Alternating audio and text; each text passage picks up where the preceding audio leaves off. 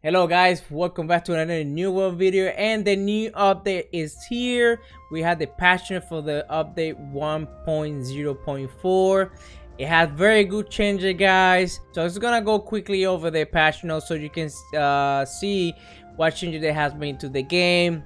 It says greedy adventurers, with the update its primary focus on fixing top issues our players have been hitting in recent weeks, especially those impacting wars, which is very important. Notable fixes include resolving AoE magic effect on war exploit, the issue preventing players from being able to appropriately increase their faction token cap, and beginning work on addressing issues causing the invulnerable glitch. We'd like to thank you for all your patience as our team continues to work resolving these issues, and for your reports on our official forums. You can find a full list of changes and fixes below, but first we would like to share our plan for rolling Outpost Rush and server transfer in a safe method. Now, for the Outpost Rush and server transfers rollout plan, this is basically what they're gonna do to be able to successfully finish the transfer. After downtime required to deploy this update, we will re-enable Outpost Rush and server transfer at the time this is below. US West will be enabled at 2 AM PT, 9 AM UTC when downtime from this update is complete. After we monitor server transfer in US West to ensure no issues are encountered, we will re-enable it for the remaining regions at 2 PM at 9 PM UTC. No server restart are required. Now for the Outpost Rush, they're gonna do kind of similar method. They're gonna start in South America first at the same time for the server transfers, and then they also have the time for the remaining regions in here. And our goal is to adhere to the schedule above, but we might need to adjust the timing depending on any issues. We'll keep you updated on our forums or through our in-game messaging for any coming downtime. Thank you for our players on US West and South America for helping us ensure these features are ready for the worldwide rollout. And thank you to everyone for your understanding and patience. Alright, so they did some general changes in here. So some of them are really good, especially the faction ones. They removed the Everforce starting area, so basically everybody can have a more probability of starting together. They also they reduced the first house discount. Next, the first house discount reduced the purchase price but does not reduce the taxes. However, and they indicated the player that their taxes will be reduced, and it was only after the purchasing the house and needing to pay the taxes that they discovered that they had to pay full price. Will be compensate any player who purchased the house before the unit interface fix went out with 2,000 points. Slightly improved performance within wars. We'll see if how when it says slightly, I would like to see more like numbers, like how slightly, because so like it can be like maybe you have no change or it's still gonna be the same. I think it's gonna be very hard, to be honest, to improve the performing wars for what I'm seeing and experience, because it's just too much going on in one point. So hopefully in the future they either increase the performance servers or something like that. Slightly improve the performance of the life tab with changes to the passive abilities Mending Touch and Blissful Touch. In the update, they corrected about causing companies to lose income from owning multiple territories or fail war declaration. With this update, they are reimbursing the lost coin revenue. The company treasury will be reimbursed for all the lost coin revenue resulting from the issue. They also changed the revenue return to not exceed the treasury cap. And if a company has been completely abandoned, they will not recover the lost coin. Now, this is a very good change. I wish I had this change when I was grinding my tokens, but still it's gonna help anyways. They increase every tier by 15% on the faction tier, so pretty much now whoever's 60 instead of 50,000 is gonna be 75,000. I think this is a great change. I wish they would do the same for ROLLOUT, honestly. I feel that ROLLOUT should be also increased by every 10 levels or something like that, like 200 ROLLOUT per 10, each 10 levels. Because right now, I think 1,000 is too low. And sometimes I just feel like I'm just grinding and farming.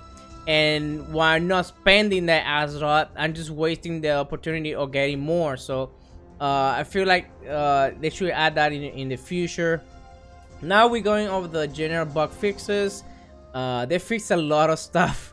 So let's start with the first one here. They fixed an issue with the faction tokens were not increasing after players are completing rack-out quest for the faction. I've never experienced this personally. Fixed a rare issue causing war time to skip ahead or behind, which would sequentially cause a variety of issues across the world. Fixed an issue with causing players to lose houses they own in color keys. Honestly, who wants a house in there? I think one of the worst areas in the game, to be honest. Fixed several rare server crash issues. I think I experienced a few of them in the past. Fixed an issue with the suspension ban notification showing incorrect times.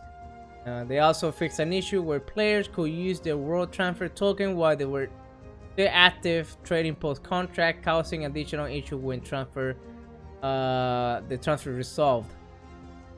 Fixed an issue causing some AI to not spawn in the world as intended.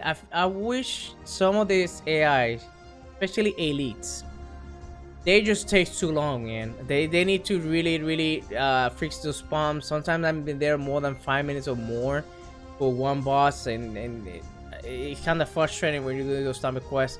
I mean, I know we're questing at this point, but in the past, you know, for new players, I feel like they're gonna feel the same way I did when I was waiting for certain mobs.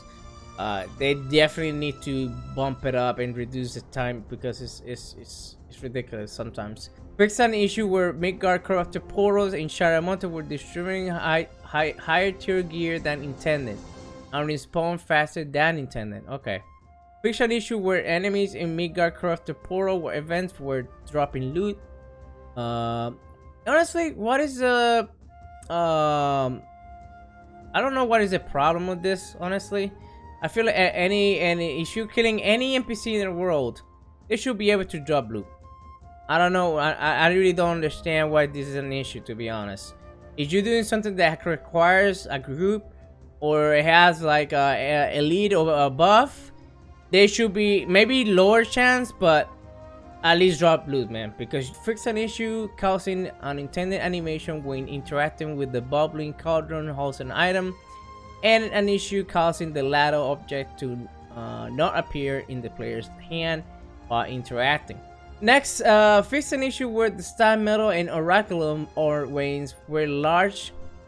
Ore veins were rewarding small amounts of ore, and small ore veins were rewarding larger amounts of ore. You know, honestly, I wasn't not paying attention to this, and now I'm mad because I should have just, if I knew this, I would have picked all the small ores that were in around the world. Fix an issue where the wild loaded timer would not pause correctly during the lockout period.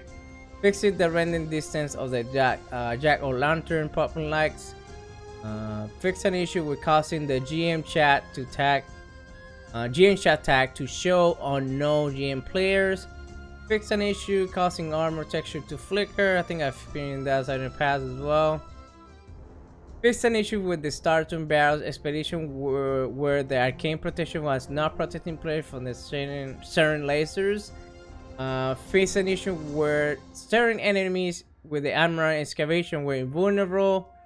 They also fixed an issue with the ice pylon will stay on an infinite cooldown. Ooh, that would suck. Fixed an issue where player could obtain rings that had 2 perks, chain, exclusive per label, and shoot assist on the same ring. And also they fixed an issue of the protector visual absent for the ice gauntlet and ice pylon attacks. And finally, fix an issue where players will be able to complete a variety of game actions after fast traveling. So that's for the bug fixes. They also have some speculative fixes. They said the fixes list the fixes listed below are tentative fixes and mitigations. Our goal is to get these changes out and see if you should persist, so we can continue to work them and address in a future updates if necessary. Fix a war exploit where players could use an arrow effect magic effects to capture rally points without taking damage.